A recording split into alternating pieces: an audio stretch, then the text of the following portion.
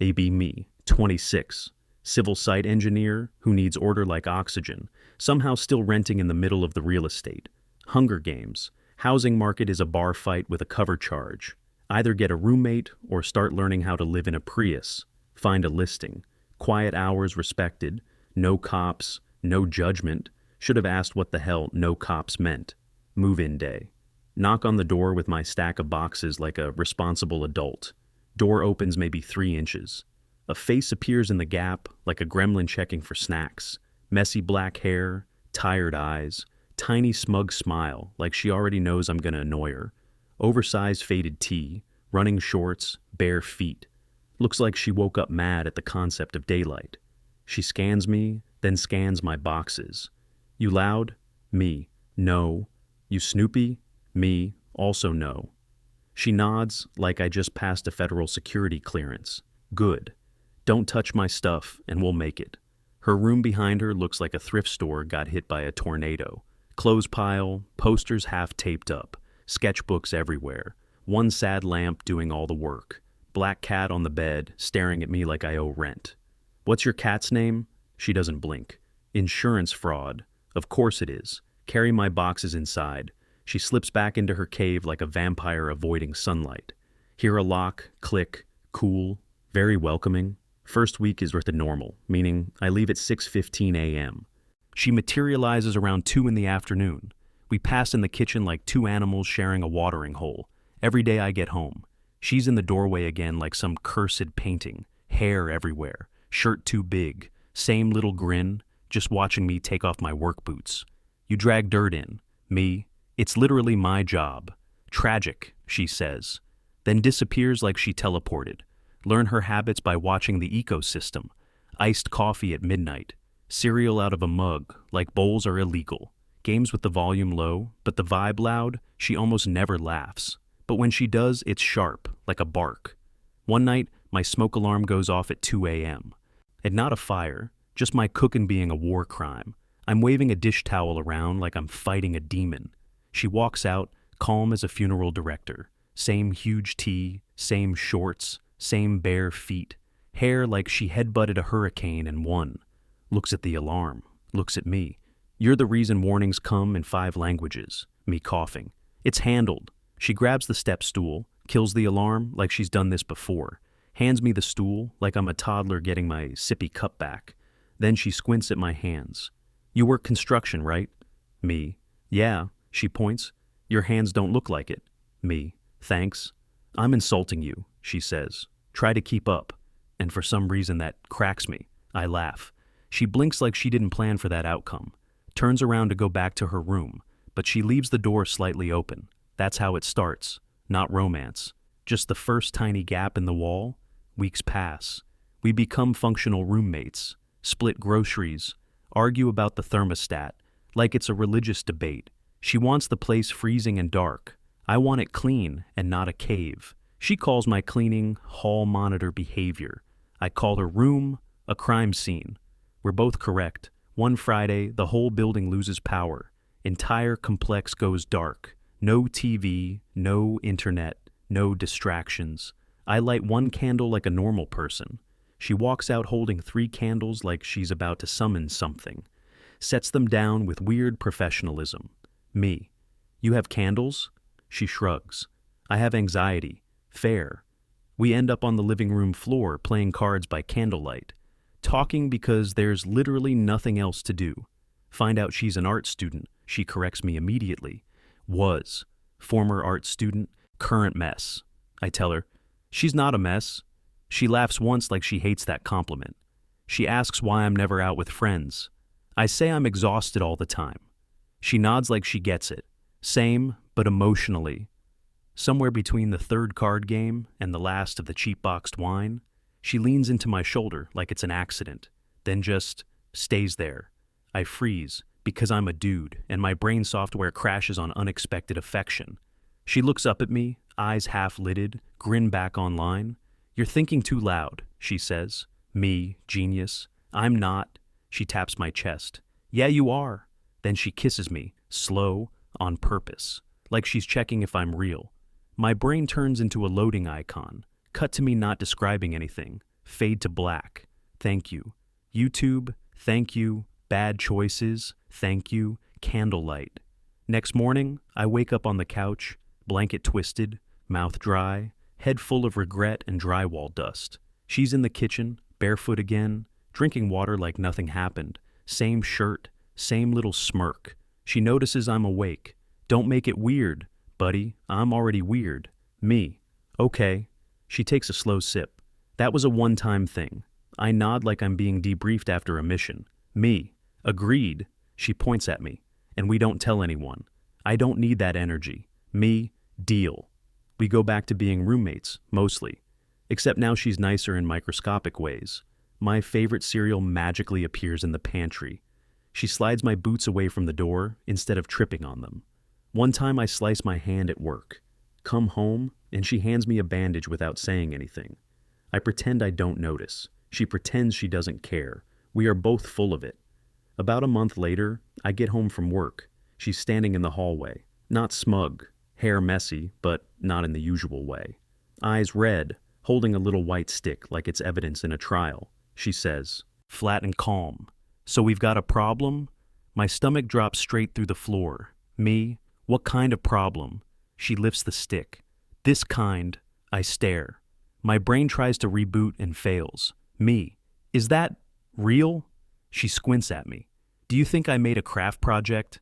I sit down hard. Throat goes dry. Me. We were careful.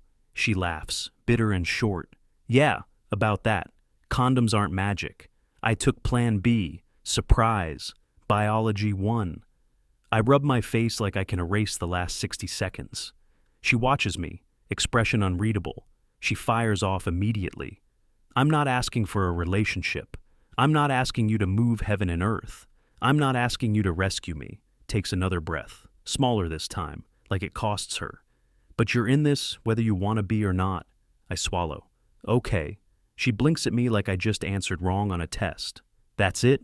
What do you want me to say? She looks away, jaw tight. I don't know. Most guys freak out or vanish or start giving speeches. I stand up slow, like sudden movement might spook her. I am freaking out, I admit, but I'm not leaving. Her shoulders drop maybe half an inch, like she's been holding a backpack full of bricks. She hates that it lands. We do the boring grown-up checklist, schedule the doctor, talk about a paternity test like we're ordering tires, open a spreadsheet, call insurance, sit on hold so long I start imagining chewing drywall for entertainment. She starts calling me hard hat, not affectionate, more like a warning sticker on a machine. First appointment. Waiting room smells like disinfectant and sadness. She's acting tough. But when they go to draw blood, her fingers clamp down on my hand, hard, white knuckle. She pretends it's because the nurse is slow. I know it's because she's scared. Paternity test comes back. No dramatic pause, just a sheet of paper handing me a new life. It's mine. She reads it, stares a second, quiet. Okay. Folds the paper like it's fragile and sharp, then snaps back into her armor like it never happened. The nausea shows up and starts throwing punches. She refuses crackers, refuses ginger tea, refuses anything that implies she needs help. So I do the only thing that works with her. I make toast, cut it into small pieces like she's 5 and angry about it, leave it on the counter, walk away like I didn't do anything. 10 minutes later, plate is empty, she says nothing, doesn't even look at me. Her cravings are insane. One night she walks out at 1:10 a.m. A dead serious face. I need instant ramen and sliced apples. I just stare, waiting for the punchline. She nods once. Don't judge me, hard hat. I go, because apparently I'm the designated runner now. Buy ramen, buy apples, come back. She's in the doorway like always. Gray shirt, shorts, bare feet. Smirk is back online. Good boy, she says, like she's testing a dog. Me, I'm not trained. You're trained, she repeats, like it's fact. My friends start noticing she exists. Not because she moves in, because she's suddenly around. She doesn't hide in her room as much. She just lives in my space like it's always been hers. Her bedroom turns into a storage closet. My couch becomes her throne. The cat starts choosing my lap, like a traitor switching teams. She installs blackout curtains in the living room. I object on principle. She looks at me like I'm stupid. The sun is loud. I stop arguing because I'm exhausted and I like surviving. She starts nesting, but not in a cute Pinterest way. More like practical doom preparation. Reorganizes cabinets, labels things, buys tiny socks like they're sacred relics, then pretends she didn't do it. One night, I come home late. Job was brutal. I'm sore, dirty, mentally hollow. She's on the couch half asleep, controller still in her hand, hair everywhere, face soft for once, like she forgot to keep the mask on. I sit down quiet. She opens one eye. You look like you got run over. Me. I feel like it. She makes a noise that's almost sympathy, but she'd deny it in court, then pats the cushion next to her. I sit. No cuddling. No big moment. She just leans into me like it's normal, like we've done it 100 times. After a minute, she says, barely a whisper, "Are you scared?" I swallow. "Yeah." She nods once. "Good. Me too." Then she closes her eyes again, and that sentence sticks under my ribs like a nail. Months roll forward. Her belly grows. Her temper stays sharp. But now there's softness underneath, leaking through the cracks. She laughs more, not a lot. But when it happens, it's real. She lets me put lotion on her back when she can't reach. Complains the entire time, but doesn't move away. We go to a family dinner. My aunt takes one look at us and decides we're a couple. She starts doing the whole, "So how long have you two been together?" thing. I open my mouth to correct it. Roommate cuts in immediately. "He's not my boyfriend." Then she smiles at my aunt, polite and deadly. "He's just mine to deal with." My aunt lights up like Christmas. I am dying in my chair. Later in the car, I ask her why she said that. She stares out the window like the glass has answers. Because she was looking at you like she could take you. Pause. And I didn't like it. My brain blue screens. "So you're territorial?" She turns that glare on me. Don't use words at me. Near the end, she gets quieter, more thoughtful, like the tough act is tired of working overtime. One night she's standing in my doorway again. Same gray shirt, same shorts, bare feet on the tile, but her eyes are wet. Voice small, almost angry about it. What if I'm bad at this? I stand up, walk over, don't touch her yet because she's skittish when she's vulnerable. "You won't be," I say. She scoffs. "You don't know that?" "I do," I say, "because you care. Bad people don't worry about being bad." She stares at me a long time, then leans forward and presses her forehead into my chest. Just for a second, like she needed somewhere to set the fear down. I don't talk, I just breathe. Labor hits on a random night, not cinematic, no dramatic music, just her shaking me awake in the dark. "Hard hat," she says, voice tight. "I think it's time." I sit up so fast I see stars. "Are you sure?" She glares at me like I'm insulting her. "I'm not doing this for attention." Car ride is pure chaos. She's gripping the door handle like she's trying to rip it off. I'm driving like I'm defusing a bomb. Hospital lights, nurses, paperwork that feels like it should require a lawyer. She swears through contractions, not loud, precise, like she's making notes on pain. At one point, she grabs my hand and doesn't let go, and she doesn't pretend it's accidental. Hours later, the baby shows up, tiny, loud, furious at being invited to Earth. They put him on her chest. Her face changes, not movie soft, more stunned, like she just met someone who matters more than her armor. She whispers one word, barely there. "Hey," like it contains everything she can't say.